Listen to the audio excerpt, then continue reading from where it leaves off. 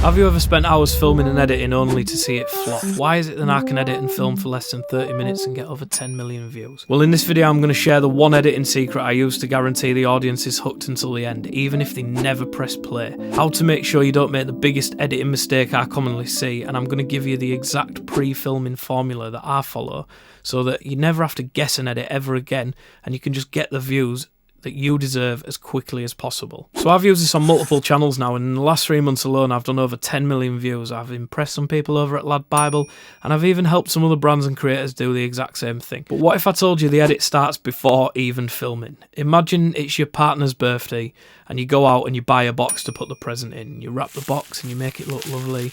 Maybe you stick a friggin' bow on it, I don't know.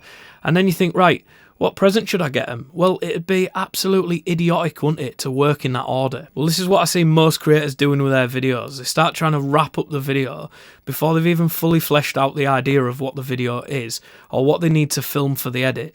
They just have a bit of information that they want to share and then just like absolutely no idea of what it's going to look like. And when you get to that stage, you're just trying to find the story in the edit. It's a romantic idea that's favoured by people like Casey Neistat, but realistically you'll never be Casey Neistat, I'm sorry to tell you that. So for most of us normal people, you just need to know what the edit will look like going into it. Okay, so let's say you do know the story inside out, but you're still not hitting 1 million views. What are you missing in the edit? Well, here's where I'm going to prove to you that my edits work without the viewer even pressing play. And it's a hidden trick that I'm using to keep people watching, which is the only real metric worth caring about on a video platform, let's face it.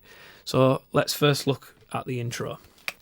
So if I just come to a random point of this intro, without even pressing play, you can see everything that's going to happen. Can I cut this tennis ball perfectly in half? And we've got a visual of a knife and a tennis ball and a little emoji on there, and we're in a workshop and we're going to cut it in half.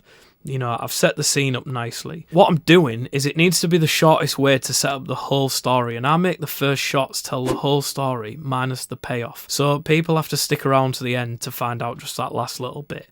But even without playing it, you know everything you need to know. You know exactly what's coming up. Even before you offer some sort of verbal hook or promise, you need to establish where you are and why you're all there. Especially because most people are watching with the sound off, naked in a dark room. I'm guessing that last bit, but the hook can be a genuine question people have, a polarising statement, some sort of challenge, but it just needs to be the shortest way to give the most information that leaves one question unanswered, so they have to stick around to find out the answer. Like, can I cut this perfectly in half? The only real question the audience has at that point is, can I do it? You know, and then they'll stick around to the end to find out whether or not I can. It doesn't even matter whether or not I can. They just want to know, can I or can't I? So let's do the same with the middle and pick a random frame. Okay, so you can see in this bit now that it says, well, went through that quite nicely, and I've got some captions on screen, but realistically, you can just see the tennis ball has been cut in half. So it's driving the narrative forward. Can I cut it perfectly in half? Right, it's cut it in half. So beyond that, the middle is edited to be the quickest possible way to get to the payoff, but without skipping any of the relevant information to the story. But again, in the middle, you could just see then, without playing it, that it has everything visually of what's happening and what stage we're at.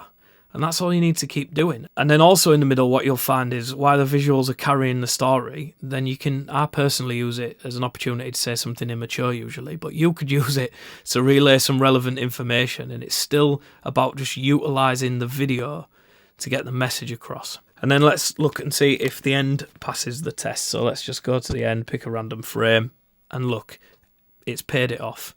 So in this final section, you can just see that, look, I'm paying it off and then I'm out. The secret and the game is for you to get out quicker than the viewer. And if you do that, you win more views. So how are you best going to apply all this then? Well, here's the pre-film formula so that you never have to worry about filming and editing ever again. So we start with the P, which is the plan. Develop a clear story and a visual plan before filming, so you're not wrapping before you've bought the present. Then come into the R, which is refine. Ensure each part of the edit will work visually without even having to hit play. And then you're just going to execute it. So engage with a strong intro that leaves them asking the big question, maintain a visual storytelling, and then at the end, pay it off as quickly as possible and then get out before the viewer does. Or if you just want me to find your viral format in the next 6 weeks, I'll tell you where you're personally going wrong, then click the link in the description and I'll just friggin' do it for you. But you can't do any of this anyway, because before you start planning, filming and editing a viral video, you need to know really what makes one. So watch this video to find that out.